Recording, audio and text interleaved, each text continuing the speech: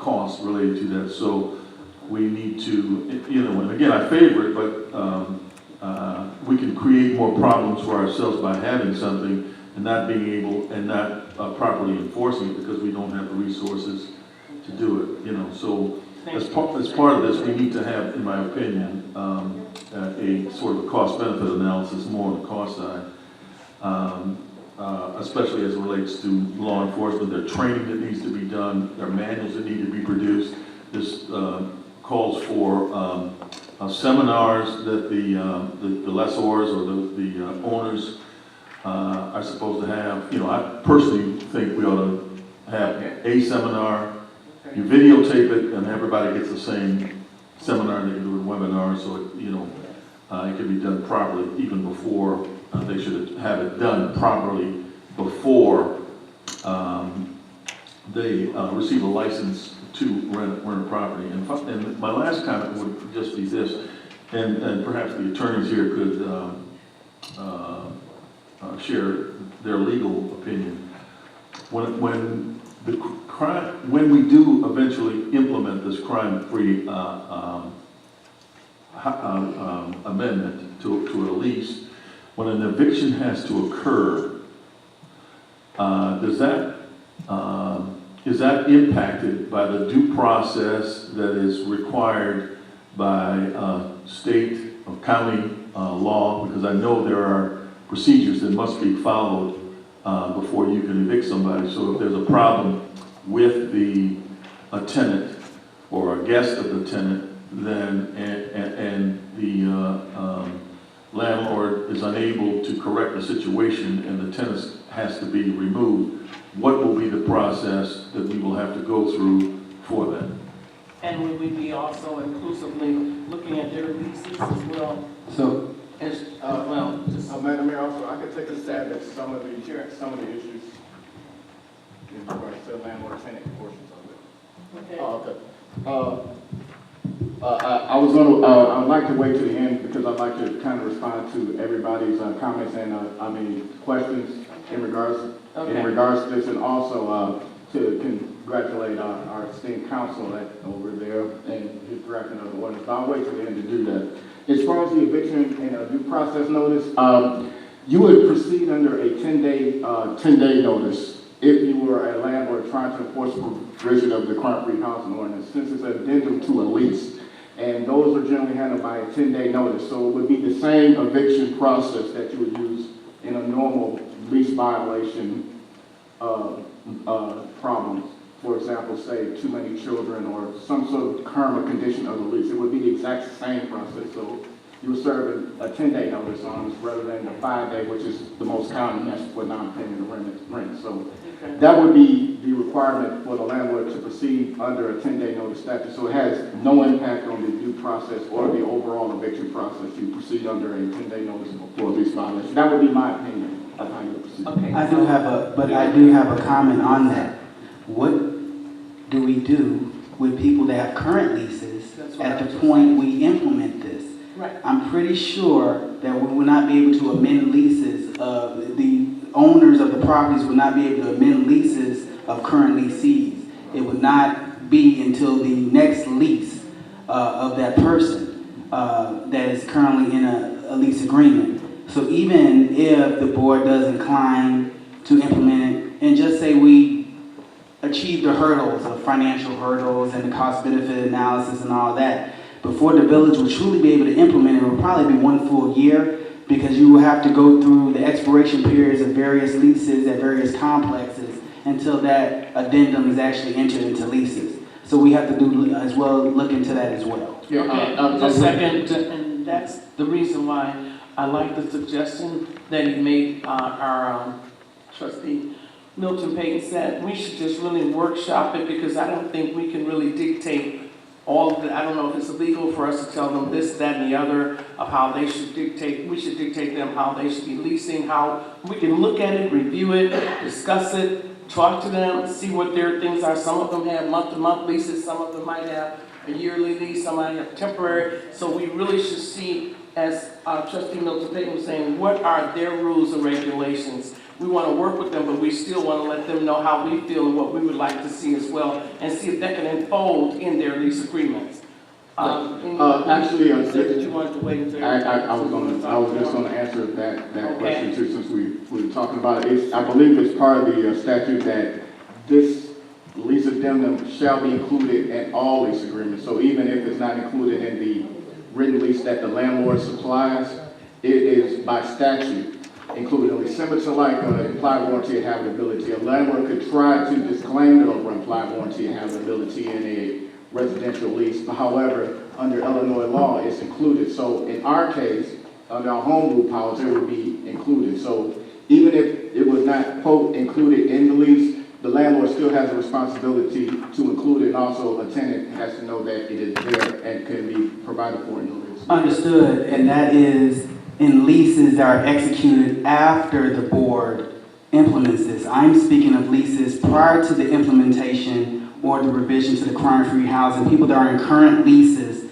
prior to the implementation. For example, I signed a lease on January 1st of 2018. The board passes this in July 1st of 2018, but my lease doesn't end to December 31st. You cannot go and in the middle of somebody's lease say, we're going to add this addendum. I do agree with your response.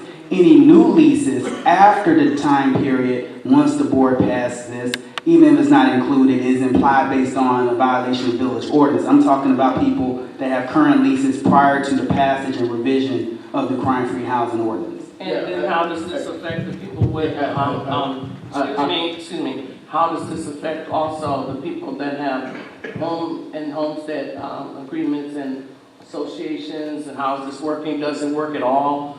Does it affect them at all? So it is something that I think we should talk about in a workshop and have the expertise here.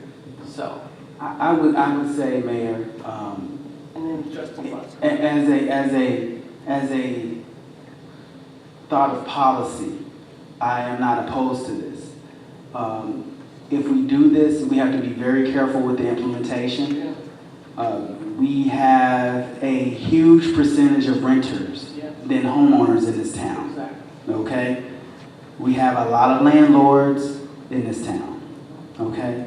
So we would have to carefully do this, because if we implement this too quickly, the classes are not done properly, then we run into a potential legal liability as far as being sued by various landlords or property owners based on our implementation. So Trustee Brown, not opposed to it at all. I just want to be very careful with the implementation, which I think is important, why we should do this workshop and literally send a letter to every single landlord that we have in the village and have them come out and give their opinion on this, because we're adding additional fees that they have to pay per unit. We're adding additional costs to that. We're adding additional stringent inspection requirements. We're adding additional reporting requirements on the police department, which is very specialized, and you have to send officers for that specific certification in crime-free housing. So we're looking at additional training and code enforcement. So this is a multi-layer process. So I do support it, but I just want to be careful in the implementation, and that's all I wanted to share to the board. Madam Mayor, may I be recognized? Trustee Brooks. Trustee Oscar Brown, I just want to let you know that I did take a look. I didn't get a chance to call you because I was busy trying to find. Did you ever, I guess I can ask the question, did you ever take a look into Harvey's disorderly house, in which it's almost similar to the disorderly conduct ordinance, but it pertains to pretty much the conduct of, say, renters or really homeowners who pretty much keep crime activity at their house. Did you ever take a look at that? I tried looking by the way, I did try looking online, and just unfortunately Harvey has not updated. We talk us, we're updated. They haven't updated their website since 2010. But I have not, I tried looking on the ordinance and I didn't see it, but I was gonna call one of my buddies who were special operation unit. I think that could help you until you get this passed. Chief, do you remember the disorderly house ordinance sometime when We currently have a nuisance abatement ordinance, and our current codified ordinance can be used as well. would it be similar to Yes, it Harvey's? would. This one? Yeah. I don't know if you want to sit back and maybe we can implement Yeah, something it wouldn't like that. regulate, it wouldn't regulate the owners of the properties, Right. but it actually applies to households as well. Right. And I was thinking maybe you wanna, I was waiting until I get a phone call back from the guys who used to work special operation unit. I think that would kind of help you with, I know what objective you're trying to get. I thought about it, and I think that would also help you as well. So actually, you would get a 2-for-1, but the difference with the disorderly house would be, say for instance, Chief has TAC units out there, they go to a house, dope activity, music all the time. They've been back there 2-3 times. TAC unit goes in, and actually they would long form that arrest. So I don't know if y'all use that terminology, long form the arrest. So I yield back to Trustee Milton Page? yeah. Just a couple of items regarding the ordinance itself. On page 6, on the third line, I think you're missing where it says the operation a rental dwelling. I think you're missing an of there. Should be the operation of a rental dwelling. See that on page 6. Under license requirement, third line, after the comment says the operation a rental dwelling, I think that should be the operation of a rental dwelling, okay? And also, on page 9, under section P, subparagraph 1, where it says a fine in the amount of not less than $150 and no more than $1,500 per unit for each day of the violation exists. I'm really opposed to any general thing. I think the fines need to be specific because it lends itself, as we've seen in the past, to sometimes code enforcement officers trying to be vindictive and want to charge this one this because they don't like them, and they'll charge somebody else that, so it needs to be specific in my mind. So it's $150 or $250 a day, or $150 for the first notice, $250 for the second, or whatever. But we should not give, the flexibility of having whatever I feel like you should be fined. Right. That's a big jump from $150. Absolutely, exactly. $1,500. Right. Well, yeah. So I've seen this abuse before, so. Okay.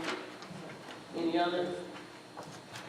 Okay, Madam Member, you recognize. Yes, sir. First, I'd like to thank my esteemed learned counsel down there for providing this excellent ordinance. I see no drafting issues outside the couple that Trustee Payton has brought forward in regards to scriveners, we will call them, rather than what we should actually call them. Public hearing and input would be great. However, Madam Mayor, I would just ask that you do not do it on April 24th. I may not be at the next I won't be here. Oh, okay, well, you're all good, so it won't be April 24th. All right, that's good, all right. So I just ask that not be April 24th, whatever date that is. Also, if it comes down to passage, although it doesn't sound like it will be on there for passage, I would also ask that it not be April 24th. As far as budgeting money and administration, I'm not going to begin to tell my village manager exactly how to implement the day-to-day operations of the Village University Park. I think he is more than capable of coming up with excellent ways to implement this ordinance. However, if you are looking for guidance, we have a neighbor to the north, and when I say north, I mean Park Forest, that uses this exact same ordinance. In fact, that is where I got this ordinance and idea from. From what I could tell from their administration and of it, it looks like whoever is typically at the window of the Park Forest Police Department actually passes out the applications and the ordinances, and then they have a single class once per year in regards to the crime-free housing ordinance. I highly recommend, if you are unsure of economical ways to implement this ordinance, that you go to our neighbors in Park Forest and ask them. It is their ordinance, which brings me, we already answered the eviction question, so I will answer the next question. Does it work? Yes, it does. According to Park Forest, if you look at just Google crime-free housing ordinance yourself, and you can read their newsletters and how it worked for a drug dealing operation in the condos, which is what they had in mind when they originally passed the crime-free housing ordinance. I can also speak from personal experience that it does work. I was on the opposite side of the crime-free housing ordinance, where during my day job, I happened to represent somebody that was accused of violating the criminal statutes of the state of Illinois. Actually, he did it twice, which was bad because he didn't take my advice, but I digress on that point. I will say it does work because upon him picking up his second case for the criminal statute that he violated, the landlord immediately received something from the village of Kankakee and began eviction proceedings against the family. Now, I will say it was a very sad and unfortunate situation because, in my opinion, the family didn't have anything to do with what my client happened to be doing, and they had to be relocated. However, it did stop the criminal activity that he may have, he's convicted, he was engaged in at that location. So I will tell you it works both from looking at the Village of Park Forest and what they have done and how it's worked for them, and I will also say from personal experience, it does work. How will it affect homeowners associations and et cetera? It's the same eviction process that I described pretty much when I was asking the question about eviction, how you would go under a 10-day notice. So it shouldn't affect a homeowners association at all. In fact, homeowner associations are governed by their own rules, they have their own bylaws, and they would have to abide by the rules and ordinances that we have to have here in the Village of University Park, which I hope will be very soon a crime-free housing ordinance. Take a look at Harvey's disorderly conduct and disorderly conduct. And yeah, it's disorderly housing. Now, I want to say I haven't seen the Harvey or disorderly housing ordinance and how it relates to crime-free housing. I can talk about our nuisance abatement ordinance because I believe it's something that we should use for the boarded up buildings that we have on Vernon Manimal. And when I have to apologize for this again, but I do want to introduce a Vernon Avenue initiative where we're using our current nuisance abatement ordinance to talk about cityscape. There is the apartment complex that's next door that I believe is now taking a very long time for them to repair, and we should also focus on street repairs by having introduced the plan formally to all my fellow board members.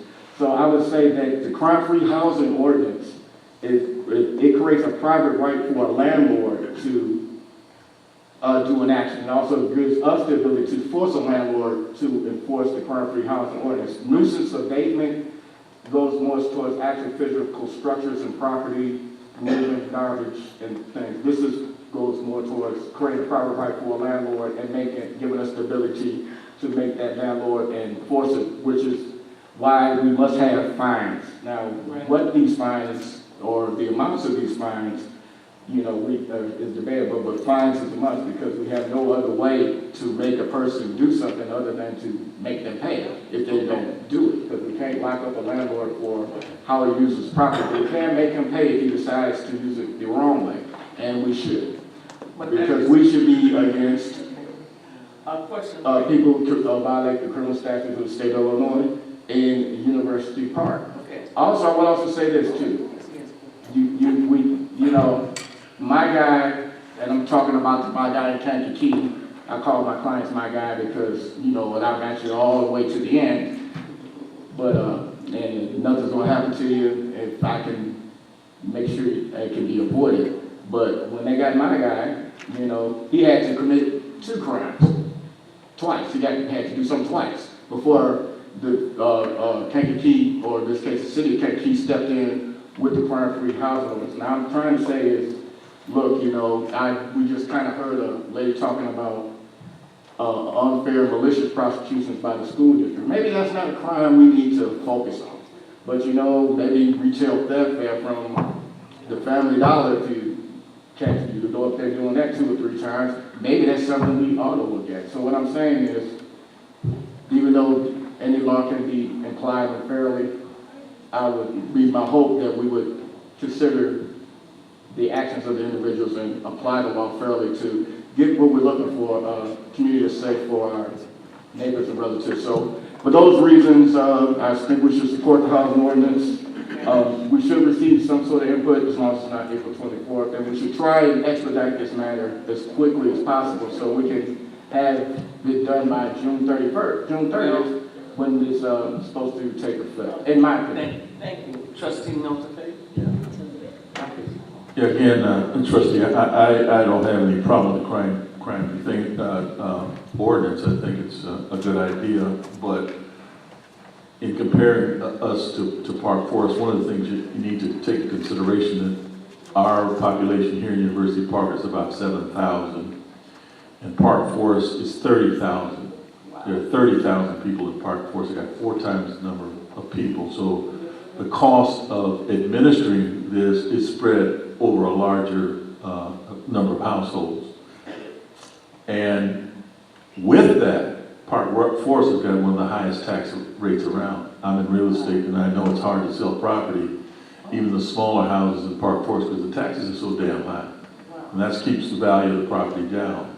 So we in this village have had a history of just trying to do things without the financial planning that should go into it. And I think with the direction that we're moving in, we're trying to, do a little bit more of that. So before we, again, implement something, we need to make sure that we have the resources to do it, and that those, anything that we try to implement, not only this, but anything, should fit into the priorities of the village, because we have other priorities too that the village has. So. Thank you. And I do know, as a matter of fact, a friend of mine who works with me is on that housing committee. And that's another thing. They do a lot of committees instead of staffing. It saves them a lot of money. That works on that. So I'm for it again, too. But again, I would love to see something that maybe we can make it a smaller scale, have it on a smaller scale, but something to that effect. Because some of these houses, we don't know who even owns half of them. And we do have a list. I would like to see the list of, and I made that request too, to see the list of how many people that own property out here. Because there's a lot of rental houses and we have a lot of issues because the homeowners really don't care and they're leasing them or allowing people to live in them and they don't care. So we do need some other type of scrutiny on them, but maybe a different and lower scale. Okay, anyone else have anything else? Okay. All right, that will be what we will vote on, that to do a workshop as suggested by Trustee Payton and supported by Trustee Oscar Brown, to do a workshop and invite a certain entity of people to come in and talk to us about that. Madam Mayor? Yes, sir. Yes, I would recommend the second board meeting in May for this public hearing. A public hearing or a workshop? A workshop. Workshop. I would suggest a workshop in the second, you said the second Tuesday in May? Is that Yeah, I was right? thinking for the public hearing, that would give landlords enough. It's not required a public hearing, a workshop would be required. Yeah. That'd give us enough time to notify all the landlords. To be here for that. Yeah. Clerk D, do you think that'd be enough notification time? To notify all the landlords and the property owners of the village? Yes, the second Tuesday in May. Mhm. Okay, we can do that. Okay, thank you. So that's the outcome of that. All right, next thing on the agenda, discussion. Discussion and ordinance of Village and University Park, Middle Cook Counties, amending the 2-Part 8 of codified ordinance of the Village and University Park pertaining to business regulation and license fees. Thank you, God. This is something we could probably handle. Open for discussion at this time. Anyone? Yeah. Milton? Yeah. I'm sorry, Trustee Payton. Well, first of all, I just found it a little difficult without the descriptions, but I know we discussed this in some detail before. On page 2, I think we have a typo here. If you go down the first column there on the square footage, you have 90,000 to 100,000 with just 2 zeros. You think you need to add a 0 there. Okay, so it should be 90 to 100,000. The other question that I had, now this continued on, for buildings having a total square footage in excess of 100,000 square feet, the fee shall be equal to a base fee of $1,500. Now, the way that reads, as I understand, is that anything over 100,000 square feet, the license fee would be capped at $1,500. Was there supposed to be a variable component to go with that? The way it was drafted is just, the way it was drafted is just a base fee of $1,500. There could be a variable component included. It's up for discussion. In the way this was drafted, even the fee amounts for the specific square footage, that was going to be up for discussion by trustees. Well, the question is, somebody has a 1 million square foot building. We do that. Right. We have quite a few of those. Right. And so what should a reasonable fee be for a building that size? I mean, we could work kind of backwards on that and say, for every additional 100,000 square feet is an additional, $100 or whatever it is. Trustee, Mayor, what building, I know we talked about it, that was recently sold, if I'm not mistaken, or they only paid $75, but if we had, is this the same ordinance, right? If we there had, was one that was sold, and that fee was like, we could have gotten 100, I think we got 1,500, we could have got 15,000. You referencing transfer stamps. Right, so that's not it, That's right? just not the So one. and that needs to be something we need to address as well. Okay. It has to be a referendum for that. Yeah, My apology, okay. okay. Right, so, I think we need to come up with something. I think there should be a variable piece with it, rather than just cap it at 1,500. Because the reason why this for the audience and the residents, these fees have been going, I don't know when was the last time they were amended, but something like, for example, a barbershop is paying $75 for a fee, and someone with the size of this room is paying $75. And people that have privately owned home-based businesses are paying $75. Then you go in the industrial park and they're paying $75. So that's a big jump and a difference. So we're trying to look at revenue for the village, and this should have been addressed some time ago. So we're trying to look and change the fee structure here in the Village University Park and make it equal, because that's definitely not equal. You got 50 square feet, you're paying the same as someone with 100,000 square feet of land, you're paying $75. This is ludicrous. So just to let you know what we're talking about here. So, Yes? the other thing that I have on page 3, section 6, and I discussed this, we just again discussed this before, and again, it's not real clear, but I think this refers to vending machines. So, and my position was that if a company has a vending machine for their employees to use, then they shouldn't have to pay, a fee for the vending machine. But if they have a vending machine that is actually maintained and supplied by an outside vendor who does make money on the machine that way, then, they should pay a license fee for it per machine. But, if it's just a convenience for their employees, I don't think they should have to pay. And I really didn't see that anywhere. Is this for a vending machine? Yeah, that is for a vending machine. And trustee, if it's an outside vendor, Right. then they have to pay the fee. Right. What you're saying is a vending machine that's owned and operated by the company. Right. They're just, you don't pay, you just. Right, you just, I mean, we even had it here, for different things. We were even planning for the youth development center, where we have our own vending machine, and we'll put, fresh fruit or healthy drinks in there. So they shouldn't have to pay. I mean, if there was a business, and it's just for their employees, then they shouldn't have to pay something that's just for the company. They're not making a profit on it. But if they're contracted with somebody for the benefit of their employees, and that vendor is now there doing that to make money, then they should pay a fee. That's just my feelings on that. What you're saying, for example, if we have a machine in there for the kids and it's not candy and potato chips and it's fruit, or juices, healthy juices, then that's one thing. But if I contract and I say, well, I have a vending machine and I want to put it in there, then I should pay a fee Yeah, for having it there. Okay, because I am making a profit right, in some sort. yeah. of way. So for a company like Federal Signal or Georgia Pacific, they buy vending machines and they stock them themselves, and, you know, the employee uses it and then they just replenish it. They're not really making the money, they're just doing, you know, they're just doing it for the convenience of the employees, you know. So it's kind of more of an internal thing, just like some companies provide coffee, Right. you know. So should we be taxing the coffee machines? Making sure that they're not I making mean, profit. the coffee pot, you know, service comes in, and maybe, I don't know. Right, make sure that they're not, we have to make sure they're not making profit, because some of them are. Well, that's why we have to That's what define you're it, yeah. That's what you were saying, Ms. Wayne? Yeah, well, if they're making a profit, they would have, it's like, they would have to pay tax on it.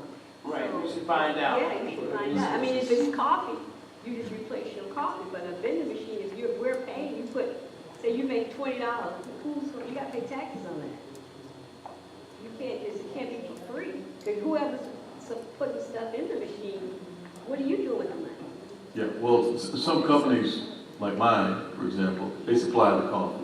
Well, everybody does that. Yeah, well, that's what I'm saying. But You not a know, vending machine, though. No, sometimes you have, well, I mean, ours, the federal government, they make a profit on it. So they have a contractor coming in there, but they do have a coffee machine and they do, but some companies, as he was saying, trustee was saying, they have a vending coffee machine, but they're supplying it. So they're not charging it, and the people are getting it for free, so they're not making a benefit. But we have to make sure that they're not, because they can tell us that. Well, they should have documentation somewhere to show their vending machines and who if this leased out, or if they're giving payment for it. Trustee Wilson? Just for clarification, I think it should be more defined. So if I'm a company and I have 1 million square feet, and say once we put some variables in here, we say for buildings with square footage over 100,000 feet, the base is 1,500. 1 million, so if we do 1,000 for every 100,000 square feet over that, or 500 for every 100,000 square feet over that. If I have $1 million, 1 million square footage, and I'm paying $5,000 in fees every year, and I want to have a vending machine for my employees or my employees to buy a bag of chips. They're not making that much money off a bag of chips. So so I just wanted to kind of, if we're going to talk about that, we should put a limit, because really $1 million, you're paying $5,000 or $3,000 every year for these fees, and they used to pay $75, and now we're going to tax them on selling chips. Employees like chips and sodas.